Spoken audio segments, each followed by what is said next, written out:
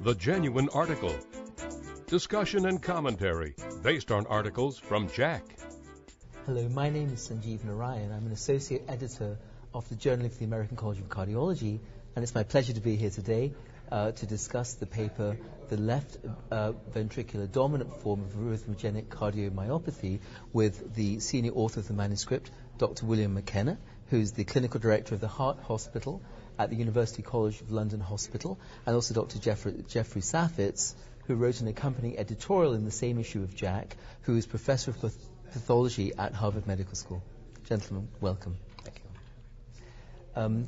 This manuscript is very interesting because what it does is suggest that what we've traditionally considered to be a very right ventricular predominant disease, in other words, arrhythmogenic right ventricular cardiomyopathy, may actually have not just a biventricular form, but actually a left dominant form that has been hitherto underdiagnosed in clinical practice.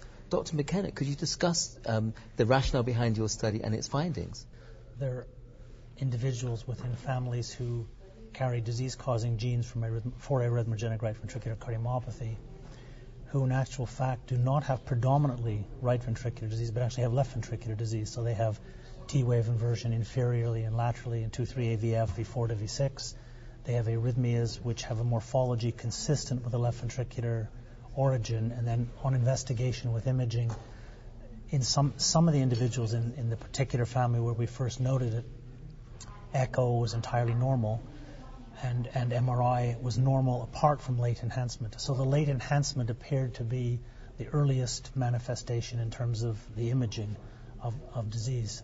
So it was really the clue coming from a family that had a cell adhesion disease gene in which they were significantly, there were 9 out of the 12 had predominantly left ventricular involvement. That's very interesting. We're going to come on to what you consider the pathological basis of the disease to be with Dr. Safitz's input. But how did you recruit these patients so that we can frame this for clinicians moving forwards? What sort of patients should they be looking for to put into this diagnostic bin? I guess you find what you look for, and if you don't look, you don't find. And the original patient was a young man who died suddenly, and the pathologist, a colleague of Jeff Safitz, Michael Davis, noted that there were fibrofatty changes and with myocyte loss in the left ventricle, in the posterior and lateral wall of the left ventricle. There were right ventricular changes, but they were mild.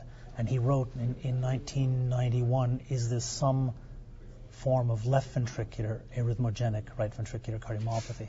So having an open mind is the start. Now that's the pathology. The clinical, I think what you were asking really was the clinical question, is how do we pick this up clinically? I think if you see people who have inferolateral T-wave changes on an ECG whose imaging is normal and who have arrhythmia, the arrhythmia may be ventricular ectopy of a left ventricular morphology. That would probably be the starting point. Super. And from your cohort of patients, what was the natural history? How benign or malignant was this condition? Difficult question, because we're starting off with a selection bias in terms of people who have more serious arrhythmia, and because we've actually picked them up at postmortem, and that's how the process started. So I'm not sure I can give you a balanced answer to that. Okay. And future work will define the prevalence in ongoing studies. So do you consider the condition to be analogous to arrhythmogenic right ventricular cardiomyopathy but affecting the left, or would it just be a predominantly arrhythmogenic phenotype in a condition that just affects the left? Why do you think there's a link? Well, the gene is what tells you there's a link, and if you go back a step and you say, well, here you carry a gene, and we actually identify it in a lymphocyte. Why do we think it's isolated to expression in the right ventricle and not the left ventricle? And in fact, it isn't. It's actually expressed in both ventricles, and if you do the appropriate studies with tissue, you find that. And if you look in the left ventricle, you find the abnormalities.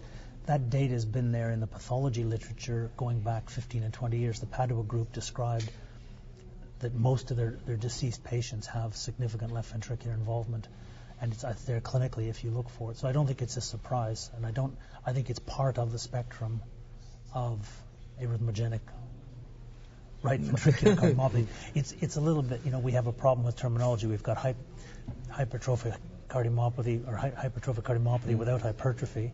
Yes. And we've got non-dilated, dilated cardiomyopathy. Right. So now we have left ventricular arrhythmogenic right ventricular cardiomyopathy. Actually, we were discussing this a little earlier about the genetic abnormality being the primacy, being the primary link. Dr. Safitz, could you discuss that a little bit? Sure.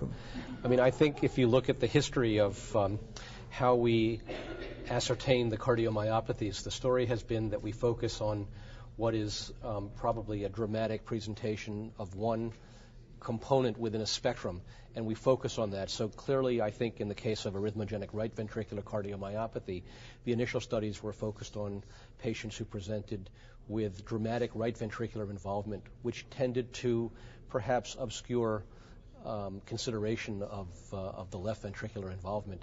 I think what Bill and his group have done with these studies and other studies along these lines have helped us to recognize that this is a group of diseases with a much broader spectrum.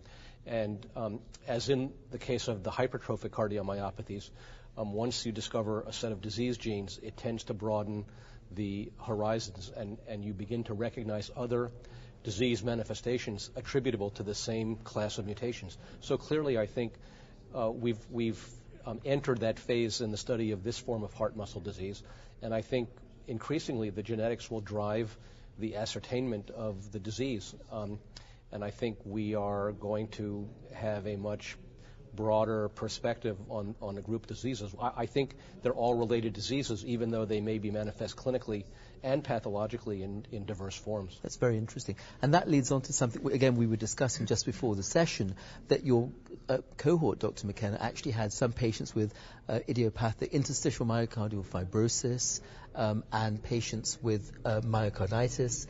And so what you're saying is not that those clinical features are central to each of those conditions, but they're a manifestation potentially of this desmosomal disease. Yeah, if you present, if a patient presents to a physician outside the context of ARVC, and there's an abnormal electrocardiogram, and you do magnetic resonance imaging studies, and you see late enhancement in particular distribution mid-myocardium, you would by and large not think first of ARVC. You'd say this is myocarditis, particularly if it's a young patient with chest pain or fever and other features of myocarditis. So you'd say this is myocarditis. Now, if you then go on, what leads you to make a diagnosis of ARVC?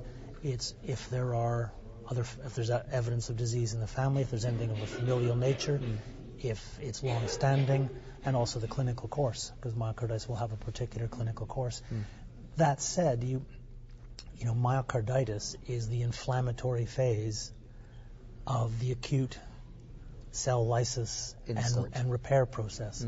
So it is part of the process, and that's what you're picking up. So you're making a correct diagnosis of myocarditis, and then the next question is, yes, and is this myocarditis caused by sarcoid or dilated cardiomyopathy or arrhythmogenic right ventricular cardiomyopathy? What is the etiological factor that's driving this? It's very interesting.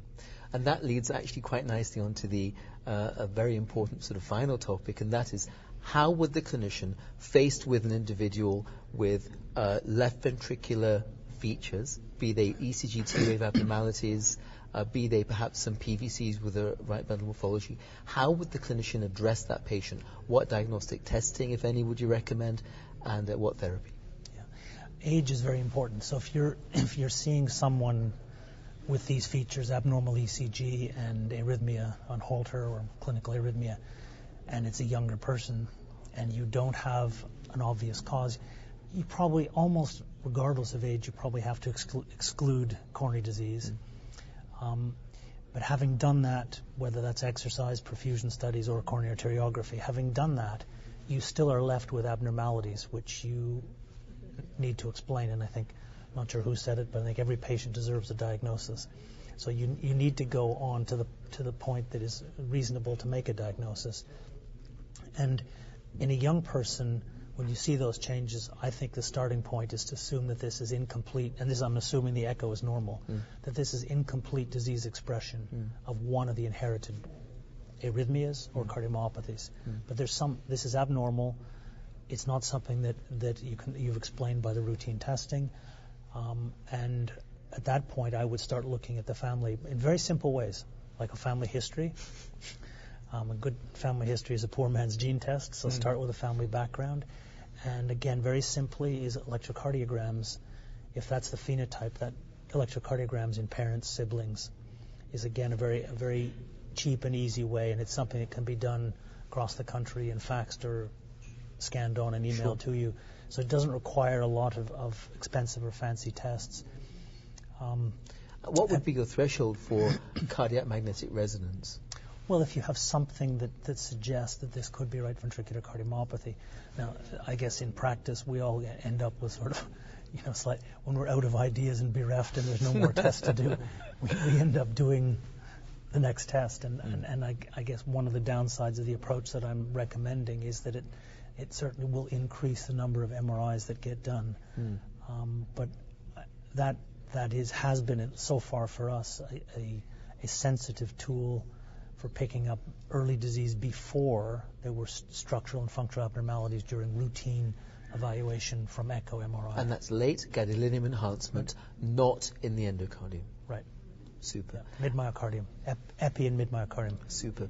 And then pearls of wisdom from your experience with this condition thus far. Treatment.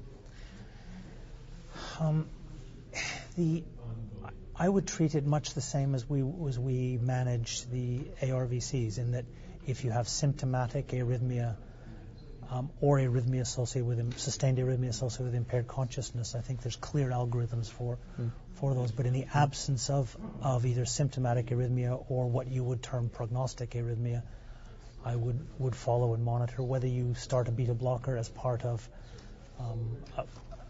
usually a fairly benign treatment that may have some benefit. That would be worth considering. Super. But we wouldn't be putting ICDs into people purely because we've diagnosed left ventricular ARVC. Right. Although, not to be alarmist, some of the patients in your cohort did die suddenly. Yes, the original, the proband, died suddenly. Yes.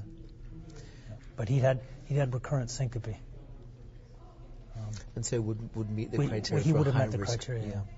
Super. Yeah. Well, Dr. McKenna, Dr. Saffitz, thank you very much. I think this manuscript is really opening up a broad area of potentially redefining these syndromes of arrhythmogenic, either ventricular cardiomyopathy. Thank you very much. Thank you.